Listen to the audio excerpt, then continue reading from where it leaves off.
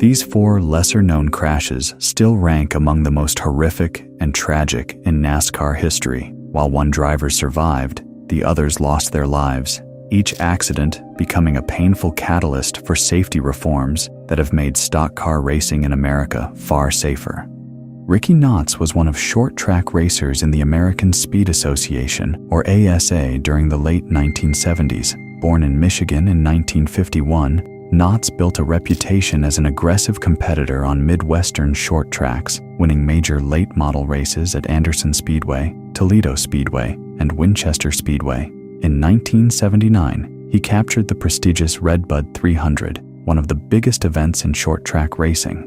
Encouraged by those successes, Knotts and his family team purchased an Oldsmobile 442 and began pursuing opportunities in NASCAR's top division. Although he failed to qualify for several Winston Cup races during 1979, this ambitious 28-year-old arrived at Daytona International Speedway in February 1980, determined to earn a spot in the Daytona 500. On February 14, 1980, Knotts entered the second Daytona Twin 125 qualifying race, the event used to set the starting lineup for the Daytona 500. Racing against stars such as Donnie Allison and Richard Petty, Knotts was running deep in the field when disaster struck on lap 14 or 15. Traveling at more than 100 miles per hour exiting turn 1, Knotts's car hood suddenly flew off and blocked his view. He then collided with the outside wall, rebounding into the middle of the track, where Blackie Wangeren's car T-boned his number 31 Oldsmobile. The force of the T-bone crash sent both cars to slide across the infield. Knotts's car continued and struck the inside concrete wall, nearly passenger side first. The force of the impact was so strong that it broke the driver's seat mounting system, causing devastating head injuries as he flew towards the passenger side and struck the wall directly. John Anderson, of course, Richard Petty, who's not unknown at all. There's Benny Parsons lying third spot. Tragedy coming in the 15th lap. The car of Benny Ricky Knotts crashing into the inside retaining wall. He sustained massive injuries and died in that crash. Car number 31 breaking loose and sliding across the track. He was terribly unfortunate. Medical crews evacuate Knotts from the wreckage, but track doctors confirmed he had passed away before reaching the infield hospital. In later years, NASCAR introduced stricter licensing requirements for rookie drivers at Daytona and Talladega, ensuring that competitors first gained experience on intermediate tracks and in lower divisions before entering high-speed events. Knotts' death also reinforced the importance of stronger seat mounting systems, improved head restraints, and enhanced driver protection, developments that would gradually become standard in NASCAR over the following decades. Phillip Ross was an underrated short-track racer from South Carolina. Before reaching NASCAR competition, Ross spent years racing at local dirt tracks such as Riverside Speedway and I-85 Speedway while working for a transportation company in Greenville. In 1991, he purchased a Chevrolet Monte Carlo and entered NASCAR's Sportsman Division, a developmental series created by Humpy Wheeler to give grassroots drivers experience on superspeedways. Ross was not a nationally recognized driver, but earning a place at Charlotte Motor Speedway for the Sportsman 100 support race during Coca-Cola 600 weekend represented the biggest opportunity of his racing career. On May 18, 1991, Ross was competing in one of the qualifying heat races that determined the starting lineup for the Sportsman 100. While running in the middle of the pack, he was caught in the aftermath of an earlier incident when debris on the racing surface punctured his right front tire. As Ross approached turn 4 near the pit entrance, the tire deflated and his car spun backward at high speed. The Monte Carlo first slammed into the inside pit wall, then rebounded and struck the opening in the pit road barrier with its left rear corner. The second impact knocked loose the fuel valve, causing gasoline to pour out and ignite almost instantly.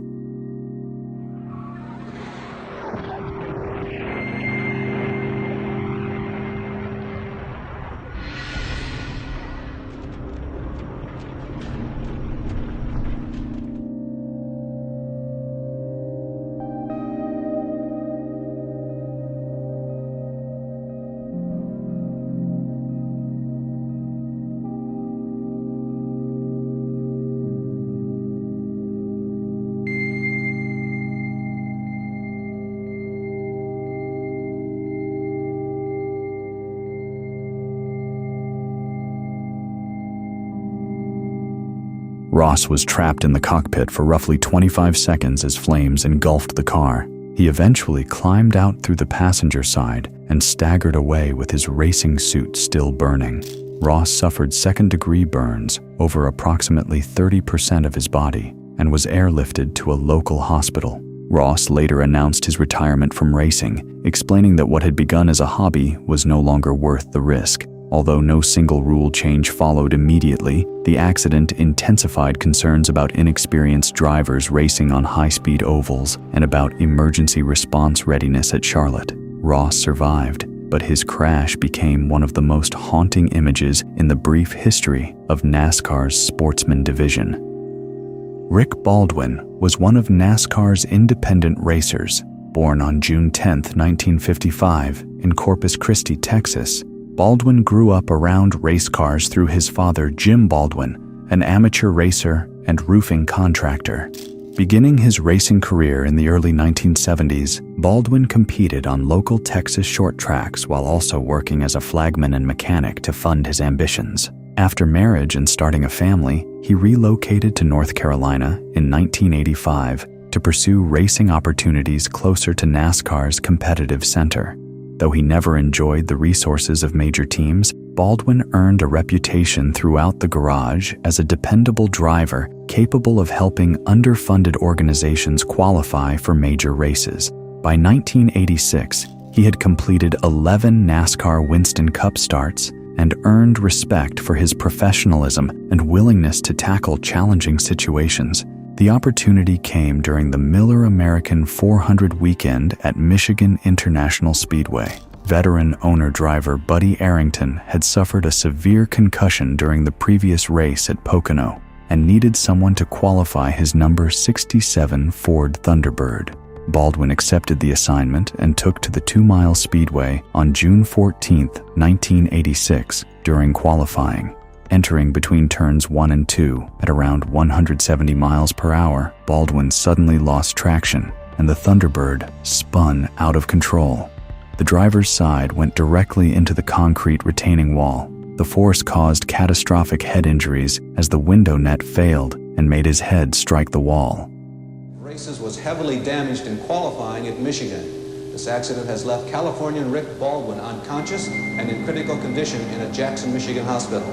Rick has no broken bones, but serious head injuries, and normally in these cases, the extent... Tragically, he never regained consciousness. Baldwin remained in a coma for nearly 11 years, while his family endured an emotional and financial struggle that included legal action concerning the car's safety equipment and window netting. On June 12, 1997, just 2 days after his 42nd birthday, Baldwin passed away in a San Antonio nursing home. The crash highlighted the dangers of side impacts and the limitations of safety technology in stock cars during the mid-1980s. In the decades that followed, NASCAR introduced reinforced cockpit structures, safer barriers, head and neck restraints, and other protective measures designed to prevent this kind of accident.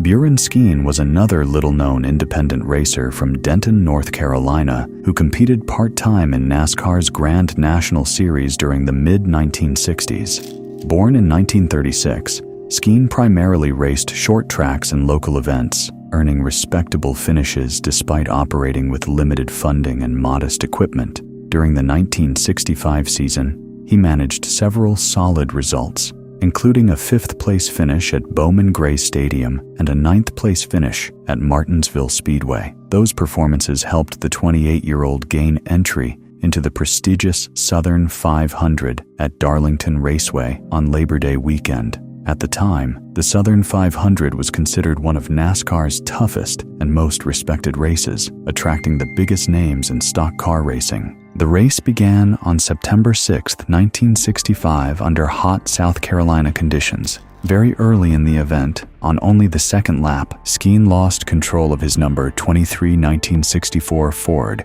entering turn 3 and spun sideways on the track. Before he could recover, veteran driver Reb Wickersham approached at around 120 miles per hour with little time to react. Wickersham's car T-boned the driver's side of Skeen's Ford. Dad's chasing him like the sheriff. There's a spin. It's Buren Skeen, a rookie. You're in Ship catches him broadside. Bird pocket slides and nudges Skeen's wrecked car. The impact crushed the side of the car and exposed the weaknesses of NASCAR safety technology during the 1960s. Reports later stated that the driver's door was virtually destroyed, the steering column was bent outward, and the flimsy roll cage offered almost no protection against the side impact. Rescue crews spent more than 20 minutes evacuating the unconscious Skeen from the wrecked car. Skeen suffered catastrophic injuries, including a basal skull fracture and severe chest and abdominal trauma. He was transported to McLeod Infirmary in Florence, South Carolina, but never regained consciousness and passed away 9 days later on September 13, 1965.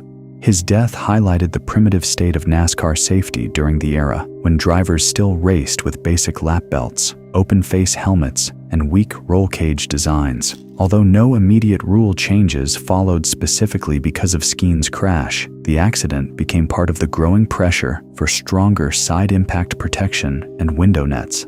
By the early 1970s, NASCAR had introduced reinforced roll cages and required window nets across the Grand National Series.